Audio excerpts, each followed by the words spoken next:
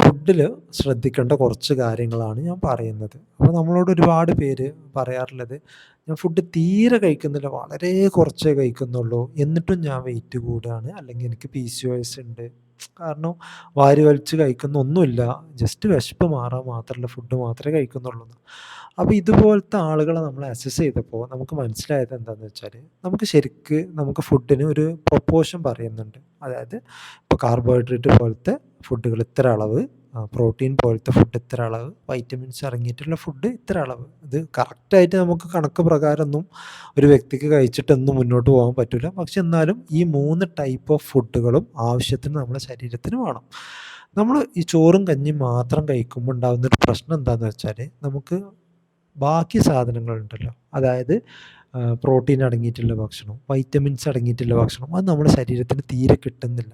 അപ്പോൾ protein, vitamins എന്നൊക്കെ പറയുന്നതിന് പകരം നിങ്ങൾ ഒരുപാട് കോംപ്ലിക്കേറ്റഡ് ആയിട്ടൊന്നും ആലോചിക്കേണ്ട. ഞാൻ കുറച്ച് സാധനങ്ങൾ പറഞ്ഞുതരാം. ആ പറഞ്ഞിട്ടുള്ള സാധനങ്ങൾ നിങ്ങൾ ആവശ്യത്തിന് കഴിക്കുന്നുണ്ടോ ഇല്ലേ എന്നുള്ളത് മാത്രം നോക്കിയാൽ മതി. അതിൽ ഒന്ന് ചിക്കൻ, രണ്ടാമത്തത് ഫിഷ്, മൂന്നാമത്തത് നമ്മളെ പനീർ, സോയ, അതുപോലത്തെ സാധനങ്ങൾ, നാലാമത്തത് കടലവർഗ്ഗങ്ങൾ, ചെറുപയർ, വൻപയർ, മുതിര, അതുപോലത്തെ കടലവർഗ്ഗങ്ങൾ. അടുത്തത് നട്ട്സ്, അതായത് ബദാം, വാൽനട്ട്, സൺഫ്ലവർ, ഈ സീഡ്സൊക്കെ കിട്ടും.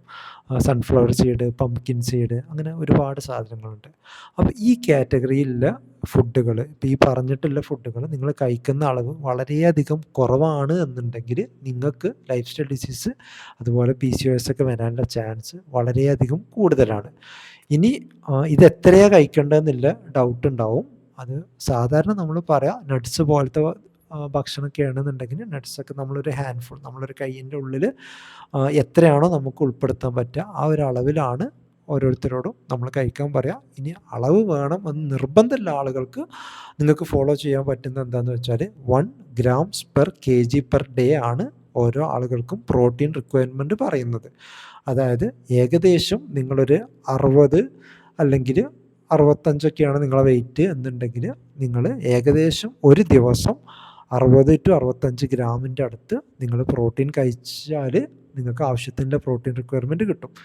ഇനി ഇതിൻ്റെ ഒരു ഇമ്പോർട്ടൻസ് എന്താണെന്ന് വെച്ചാൽ, നിങ്ങളിപ്പോൾ വേറെ ഒന്നും ചെയ്യുന്നില്ല, നിങ്ങൾ ഒരുപാട് ഡയറ്റ് ചെയ്യുന്നില്ല, എക്സസൈസ് ചെയ്യുന്നില്ല, വേറെ ഒന്നും ചെയ്യുന്നില്ലെങ്കിൽ കൂടി നിങ്ങൾ ഓവർ വെയ്റ്റുള്ള ഒരാളാണെങ്കിൽ, നിങ്ങൾ ഈ ഒരു ഒറ്റ കാര്യം മാത്രം കറക്റ്റായിട്ട് ഫോളോ ചെയ്താൽ തന്നെ നിങ്ങളുടെ ശരീരത്തിൽ നിന്ന് ആവശ്യമില്ലാത്ത കൊഴുപ്പ് നിങ്ങൾക്ക് നീങ്ങുന്നതായിട്ട് നിങ്ങൾക്ക് കാണാൻ പറ്റും. അപ്പോൾ ഇത് പ്രോട്ടീൻ എങ്ങനെ കാൽക്കുലേറ്റ് ചെയ്യാമെന്ന് വെച്ചാൽ, നമ്മൾ സാധാരണ ഈ ഒരു അളവിലാണ് നമ്മൾ ഒരു ഹാൻഡ്ഫുൾ കയ്യിൽ കിട്ടുന്ന അത്രയാണ് നട്ട്സ് കഴിക്കാൻ പറയുക. ഇനി കാൽക്കുലേറ്റ് ചെയ്യേണ്ടവർക്ക് ഒരുപാട് ഫ്രീ ആപ്പുകളൊക്കെ ഉണ്ട്. അപ്പോൾ അതിൽ അല്ലെങ്കിൽ നമ്മളെ ആപ്പിലും ഇതുപോലെ അതിന് സൗകര്യമുണ്ട്. അതിന് എന്താ വെച്ചാൽ, നിങ്ങളിപ്പോൾ ബദാം എടുക്കുകയാണെങ്കിൽ ഒരു 100 ഗ്രാം ബദാമിൽ എത്ര ഗ്രാം പ്രോട്ടീൻ ഉണ്ട് നോക്കുക.